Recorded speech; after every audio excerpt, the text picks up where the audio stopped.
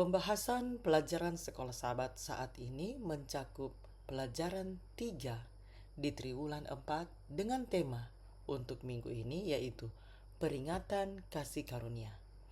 Kiranya pembahasan ini dapat memberikan ide tentang pertanyaan-pertanyaan yang perlu didiskusikan di kelompok kecil nanti. Outline pembahasan ini diambil dari Hope Sabbath School. Kita ikuti bersama-sama, tapi saya akan mulaikan dengan doa agar Roh Suci dapat menuntun kita dalam pembahasan firman ini. Mari kita berdoa. Bapa kami dalam kerajaan surga, kami memuji Engkau karena Engkau Allah yang Maha Kasih, Allah yang murah hati. Terima kasih ya Tuhan untuk kesempatan kami dapat belajar tentang firman-Mu. Isilah kami dengan Roh-Mu yang suci, mampukanlah kami mengerti apa yang Engkau inginkan kami pelajari pada saat ini. Di dalam nama Yesus kami sudah berdoa. Amin.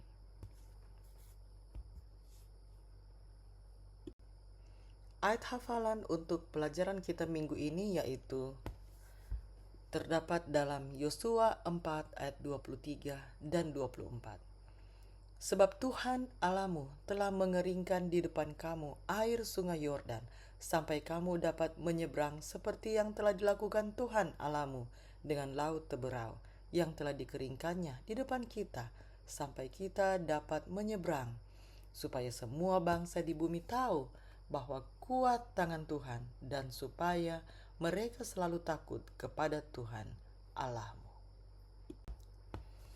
Kita masuk di bagian pertama dari pembahasan kita, yaitu bersiap menyeberangi sungai Yordan. Pertanyaannya, Yosua 3 ayat 1-5. Persiapan penting apa yang diperlukan bagi bangsa Israel sebelum menyeberangi sungai Yordan? Kita baca dari Yosua 3 ayat 1-5. Yosua bangun pagi-pagi, lalu ia dan semua orang Israel berangkat dari Sitim dan sampailah mereka ke sungai Yordan. Maka bermalamlah mereka di sana sebelum menyeberang. Setelah lewat 3 hari, para pengatur pasukan menjalani seluruh perkiraan dan memberi perintah kepada bangsa itu. Katanya, segera sesudah kamu melihat tabut perjanjian Tuhan Allahmu yang diangkat para imam yang memang suku Lewi, maka kamu harus juga berangkat dari tempatmu dan mengikutinya. Hanya antara kamu dan tabut itu harus ada jarak kira-kira 2.000 hasta panjangnya. Janganlah mendekatinya. Maksudnya supaya kamu mengetahui jalan yang harus kamu tempuh, sebab jalan itu belum pernah kamu lalui dahulu.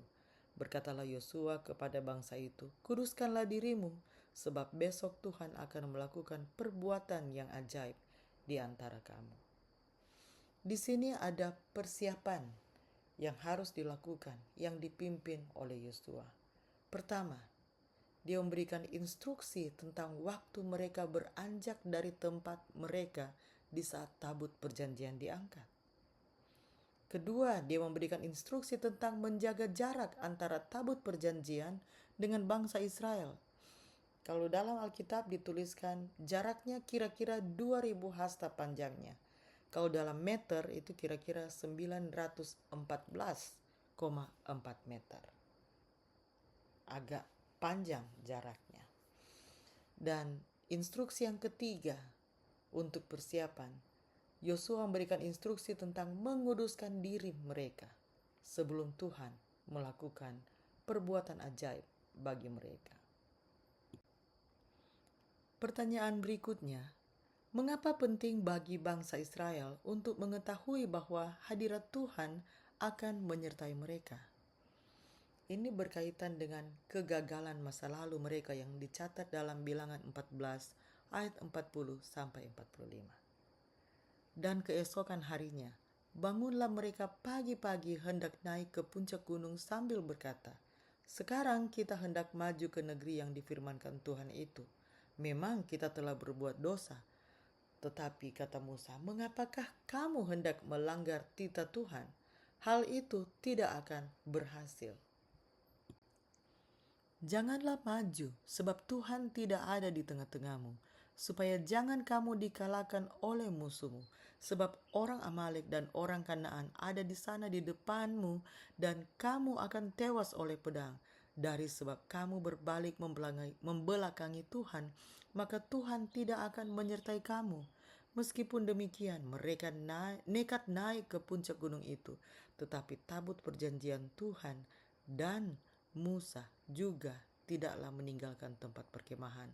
Lalu turunlah orang Amalek dan orang Kanaan yang mendiami pegunungan itu dan menyerang mereka. Kemudian orang-orang itu mencerai-beraikan mereka sampai ke Horma.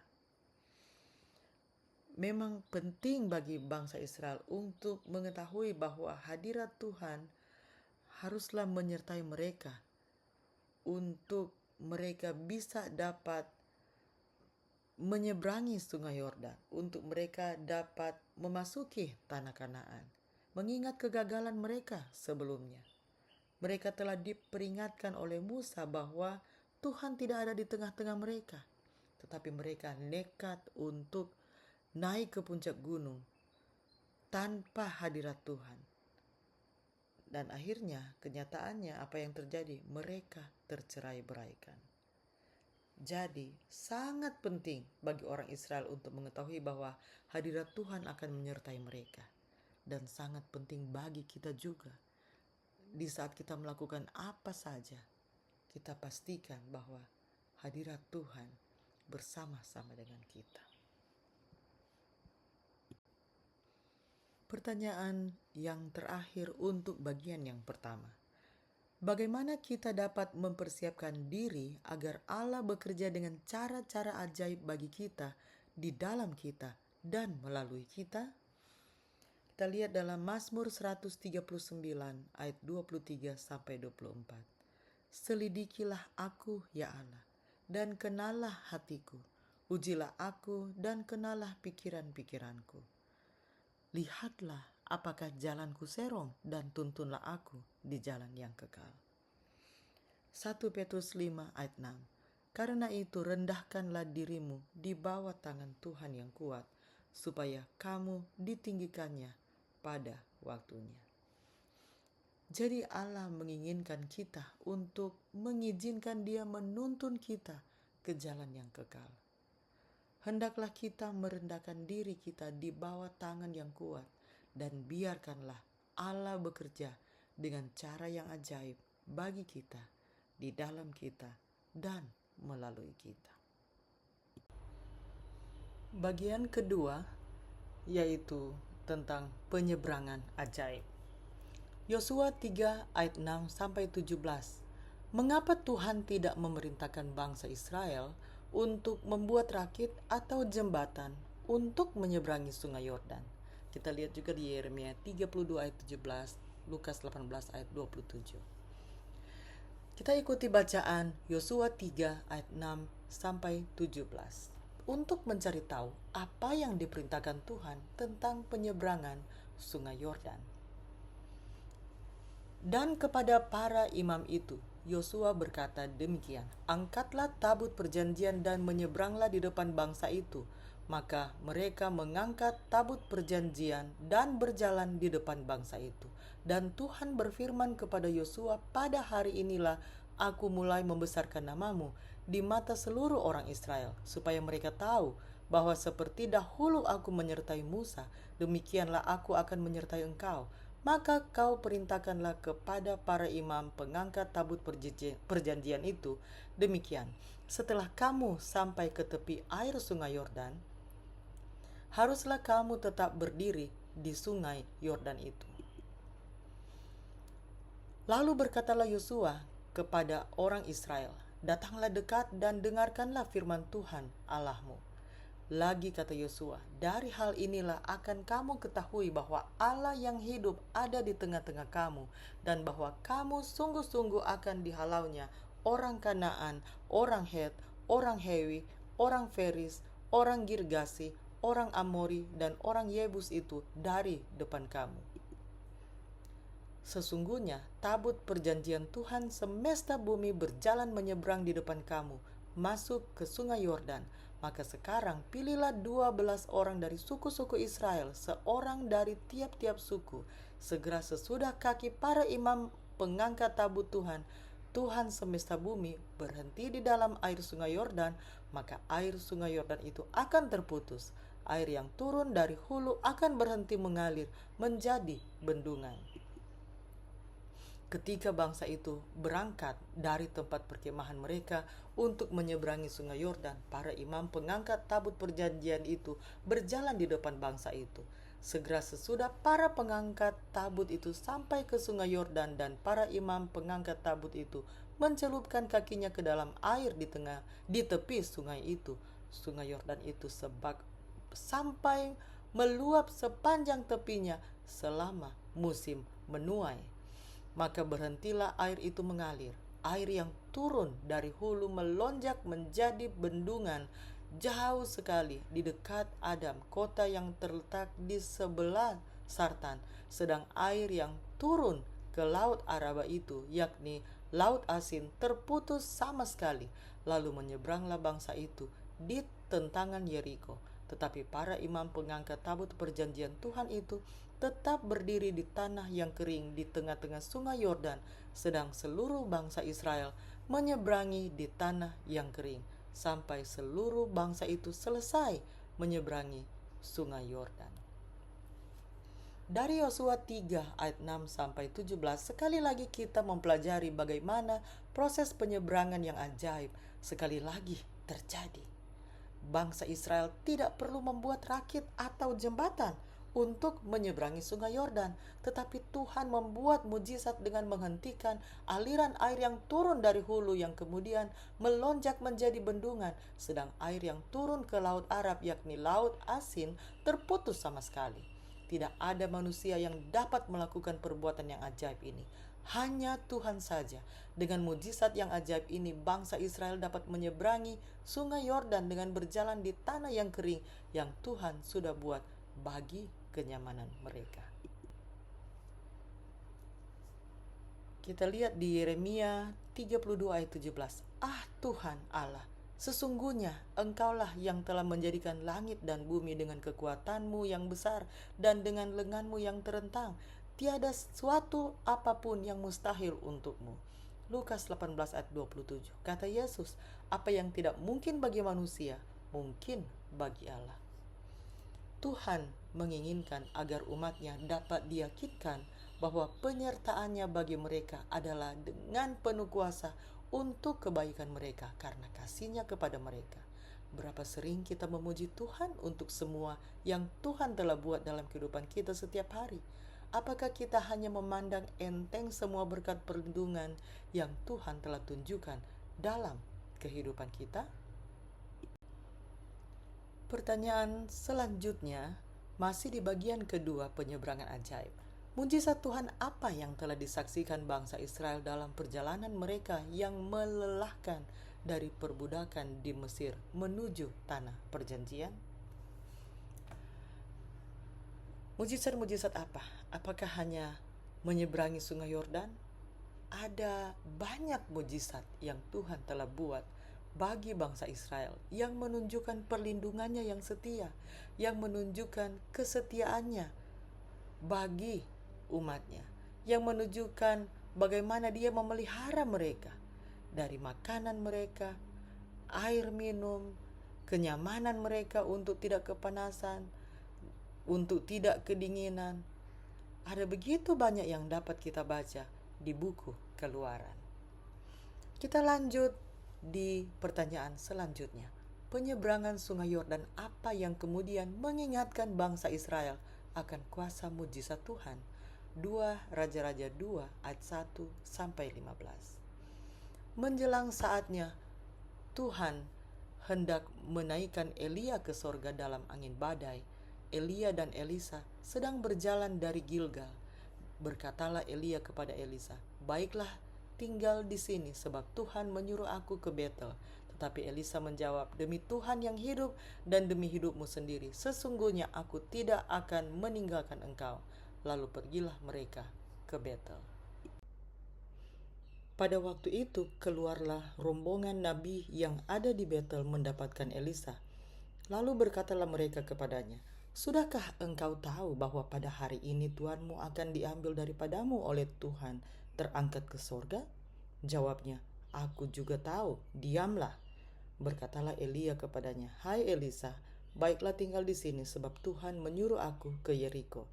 Tetapi jawabnya, "Demi Tuhan yang hidup dan demi hidupmu sendiri, sesungguhnya aku tidak akan meninggalkan engkau." Lalu sampailah mereka di Yeriko. Pada waktu itu, mendekatlah rombongan nabi yang ada di Yeriko kepada Elisa serta berkata kepadanya, "Sudahkah engkau tahu bahwa pada hari ini Tuhanmu akan diambil daripadamu oleh Tuhan, terangkat ke sorga?" Jawabnya, "Aku juga tahu, diamlah." Berkatalah Elia kepadanya, "Baiklah tinggal di sini sebab Tuhan menyuruh aku ke sungai Yordan." Jawabnya, "Demi Tuhan yang hidup dan demi hidupmu sendiri, sesungguhnya aku tidak akan meninggalkan engkau." Lalu berjalanlah keduanya.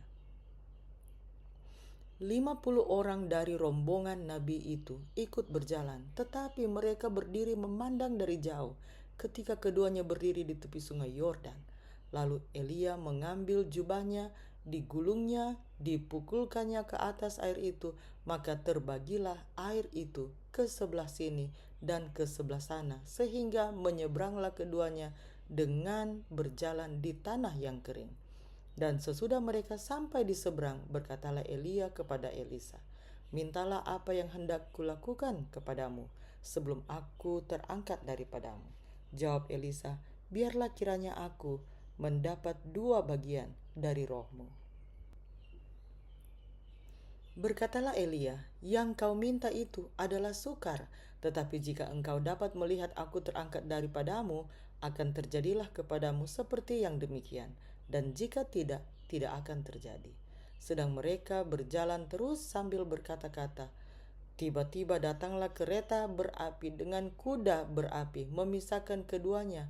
Lalu naiklah Elia ke sorga dalam angin badai.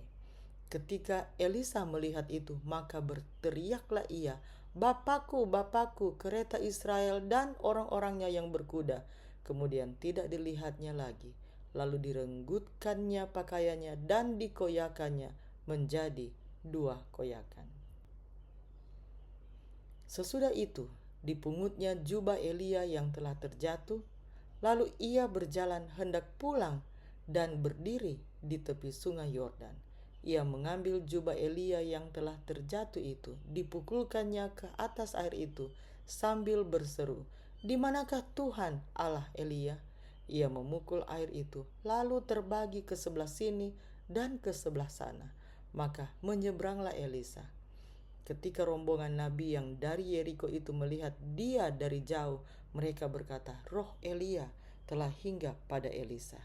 Mereka datang menemui dia, lalu sujudlah mereka kepadanya sampai ke tanah. Jadi, untuk pertanyaan ini, penyeberangan sungai Yordan apa yang kemudian mengingatkan bangsa Israel akan kuasa mujizat Tuhan? Mengenai penyeberangan sungai Yordan yang dilakukan oleh Elia dan kemudian Elisa. Itu pasti mengingatkan orang Israel dan kita semua tentang kuasa dari mujizat Tuhan yang dapat membelah sungai Yordan, dapat juga membelah Laut Merah bagi bangsa Israel di saat mereka baru keluar dari Mesir. Ceritakan kisah ketika Anda melihat Tuhan bekerja dalam hidup Anda secara ajaib. Pertanyaan ini bagus sekali untuk kita tanyakan di diskusi sekolah sahabat kita. Izinkanlah beberapa, 1 atau 2 yang mempunyai kesaksian yang dapat menguatkan orang lain yang ada dalam kelompok kecil kita tentang kisah bagaimana mereka melihat Tuhan bekerja dalam hidup mereka secara ajaib. Kalau saya secara pribadi berhubungan dengan kesaksian yang saya bawakan di pembahasan kedua yang minggu lalu, bagaimana secara ajaib Tuhan bekerja dalam hidup saya untuk dapat mengampuni pembunuh dari ayah saya. Terus terang itu bukanlah hal yang mudah. Saat ini di saat saya menyampaikan hal ini, kedengarannya seperti gampang saja, mudah saja untuk dialami, gampang untuk diceritakan, tapi tidak mudah untuk dilalui. Saya ingat berkali-kali saya sebenarnya punya kesempatan untuk ketemu dengan pembunuh dari ayah saya. Di beberapa pertemuan gereja, di beberapa pertemuan di dekat kampung halaman saya. Di saat saya melihat dia dari jauh, saya berusaha mencari jalan lain agar saya tidak ketemu. Saya sering mengatakan saya mengampuni dia, tapi saya tidak bisa bertemu dia, saya tidak bisa melihat dia. Karena walaupun saya mengatakan saya sudah mengampuni, tapi setiap kali saya melihat dia, rasanya badan saya menjadi panas dan emosi saya tidak bisa terkontrol. Dan itu adalah hal yang susah untuk saya jelaskan. Pernah satu kali bukti tentang peristiwa ini adalah di saat ada kedukaan di kampus Ayas waktu itu, salah satu teman Indonesia kehilangan ayahnya. Dia sudah berumur 40-an kalau saya tidak salah waktu itu. Dia sudah punya anak yang besar, sudah kuliah, dan beliau bersama suami di upgrade di Ayas. Waktu malam penghiburan, kami dari komunitas Indonesia pergi ke apartemen mereka. Setelah acara renungan, saya bersama suami dengan barisan orang-orang Indonesia, kami antri untuk memberikan salam dan kata-kata penghiburan. Waktu tiba giliran saya pikir saya sedang menghibur, tapi waktu itu saya masih dalam situasi susah mengampuni. Walaupun setiap kali di perjamuan suci saya katakan kepada suami saya sudah mengampuni orang itu. Tapi waktu itu beda sekali. Sampai giliran saya katakan, Anti harusnya berhenti menangis. Anti harusnya bersyukur karena Anti punya papa meninggal di saat Anti sudah dalam proses mengambil S3. Dia sempat melihat Anti tamat SD, dia sempat melihat Anti tamat SMP, SMA, kuliah S1, dan dia sempat tahu Anti selesai S2.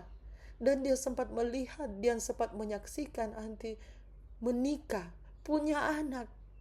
Tapi ayah saya tidak sempat melihat saya tamat SD sekalipun. Karena saya masih umur 7 tahun waktu beliau meninggal. Anti itu harusnya paling bersyukur. Anti itu sebenarnya tidak perlu menangis. Bersyukur. Beda sekali dengan kehidupan saya. Tapi waktu saya menyampaikan itu, saya seperti marah. Rasanya seperti tidak adil kehidupan ini. Kenapa ibu itu dapat menikmati hidup yang lebih panjang dengan ayahnya? Dan waktu itu dia menangis terseduh-seduh. Sedangkan saya punya waktu yang sangat pendek dengan ayah saya. Dan secara tidak langsung saya seperti mengeluh kepada Tuhan dengan secara tidak langsung, dengan cara saya berbicara kepadanya. Tapi puji Tuhan, Tuhan tahu kerinduan saya. Saya selalu berdoa kepada Tuhan, terutama setiap kali tiba di perjamuan suci, bahwa saya rindu untuk sungguh-sungguh mengampuni pembunuh itu. Dan puji Tuhan, Tuhan bekerja dalam kehidupan saya. Walaupun sangat lama, kira-kira lebih dari 30 tahun lamanya. Dari waktu saya berumur 7 tahun, sampai akhirnya saya sudah menikah. Saya sudah punya anak, saya sudah kembali dari Ayas bersama keluarga. Baru dengan pertolongan Tuhan, saya secara publik menyampaikan bahwa saya telah mengampuni pembunuh itu. Tuhan itu maha baik. Beberapa kali saya mengalami kecelakaan dan hampir meninggal, tapi Tuhan masih menyelamatkan saya. Karena Tuhan tahu saya masih punya kehidupan di mana Dia dapat menggunakan saya untuk melayani Dia.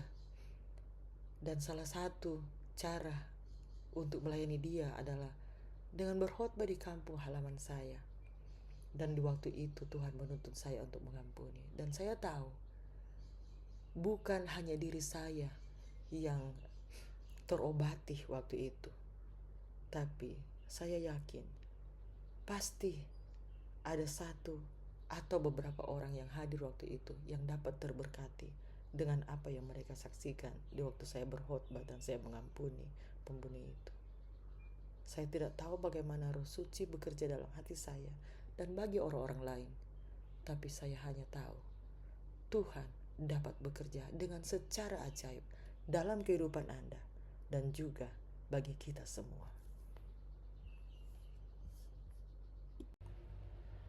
Bagian ketiga dengan judul Membangun Mezbah Peringatan di Sungai Yordan. Pertanyaannya di dalam Yosua 4 ayat 1 sampai 9. Mengapa Tuhan memerintahkan Yosua untuk membangun mezbah peringatan setelah menyeberangi Sungai Yordan? Kita ikuti bacaannya bersama-sama. Setelah seluruh bangsa itu selesai menyeberangi Sungai Yordan, berfirmanlah Tuhan kepada Yosua demikian. Pilihlah dari bangsa itu 12 orang, seorang dari tiap-tiap suku, dan perintahkanlah kepada mereka demikian.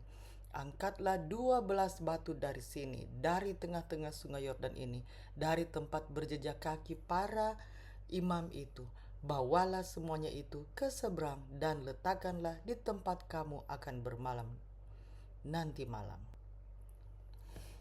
Lalu Yosua memanggil ke-12 orang yang ditetapkannya dari orang Israel itu, seorang dari tiap-tiap suku. Dan Yosua berkata kepada mereka, menyeberanglah di depan tabut Tuhan Allahmu ke tengah-tengah Sungai Yordan, dan angkatlah masing-masing sebuah batu ke atas bahumu menurut bilangan suku orang Israel, supaya ini menjadi tanda di tengah-tengah kamu.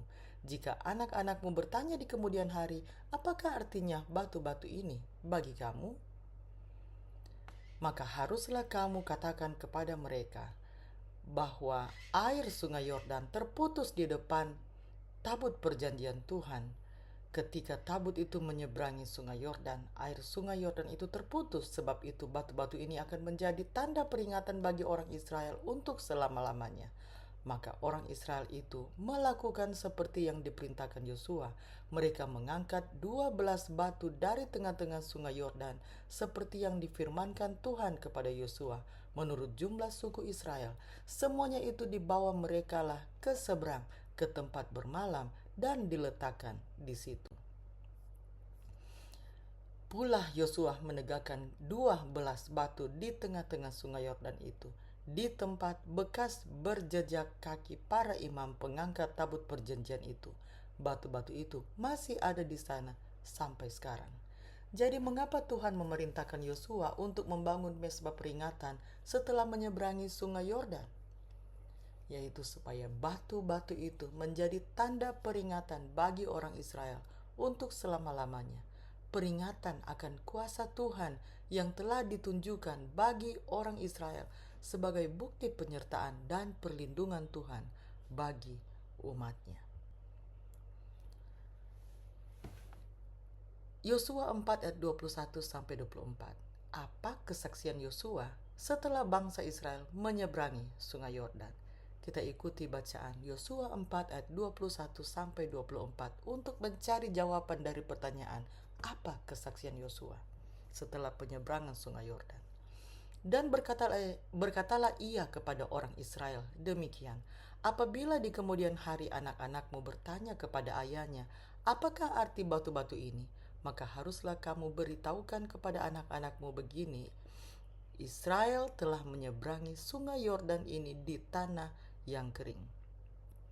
Sebab Tuhan Allahmu telah mengeringkan di depan kamu air Sungai Yordan, sampai kamu dapat menyeberang seperti yang telah dilakukan Tuhan Allahmu dengan laut Teberau, yang telah dikeringkannya di depan kita, sampai kita dapat menyeberang, supaya semua bangsa di bumi tahu bahwa kuat tangan Tuhan, dan supaya mereka selalu takut kepada Tuhan Allahmu.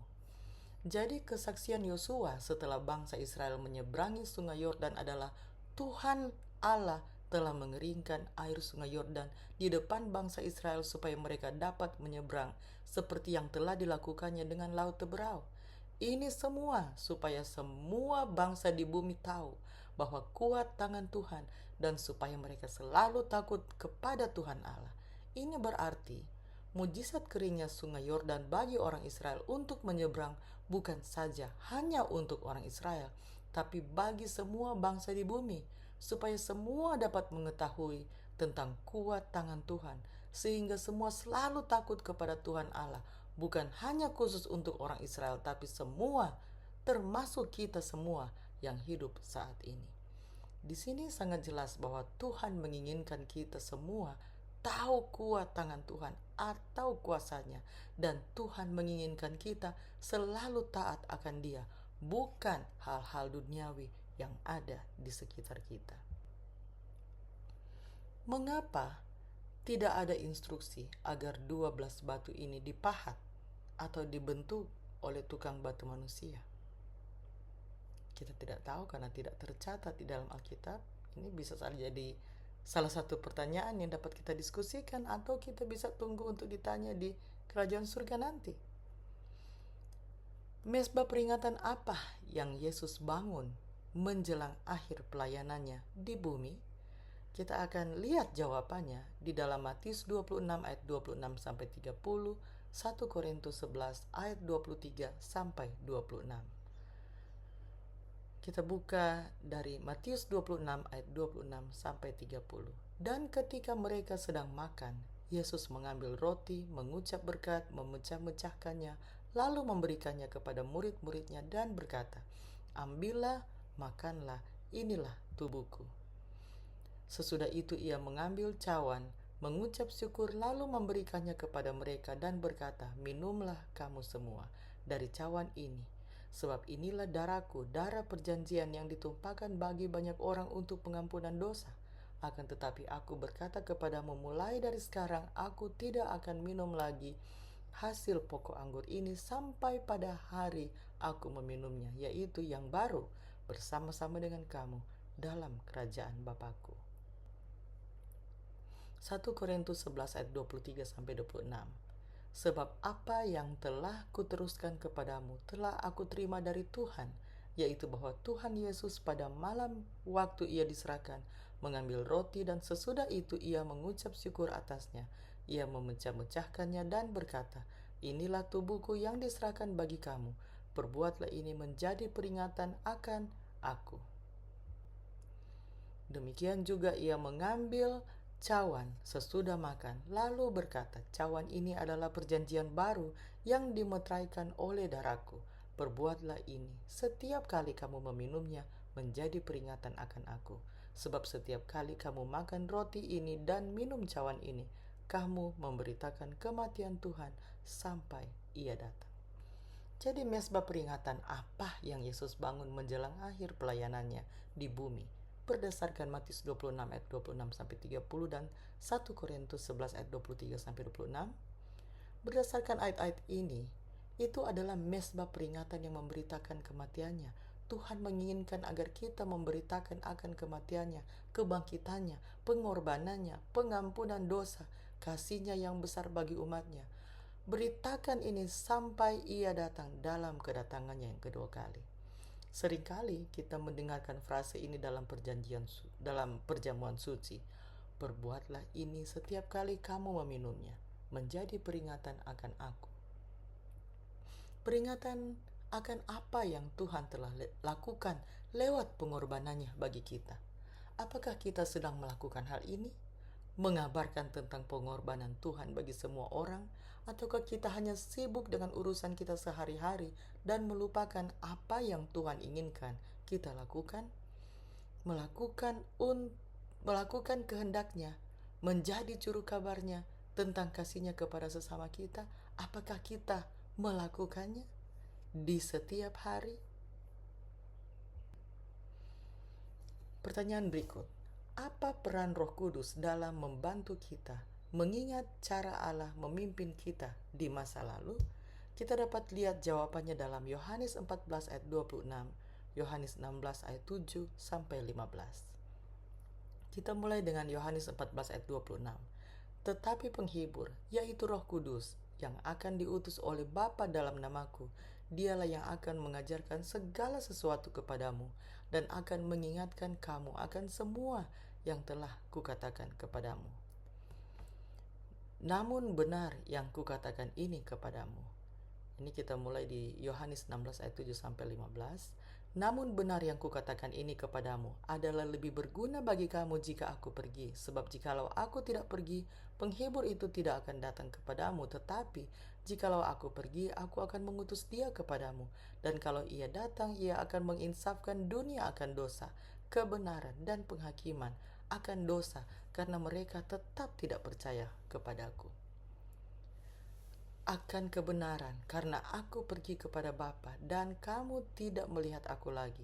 Akan penghakiman, karena penguasa dunia ini telah dihukum. Masih banyak hal yang harus kukatakan kepadamu, tetapi sekarang kamu belum dapat menanggungnya.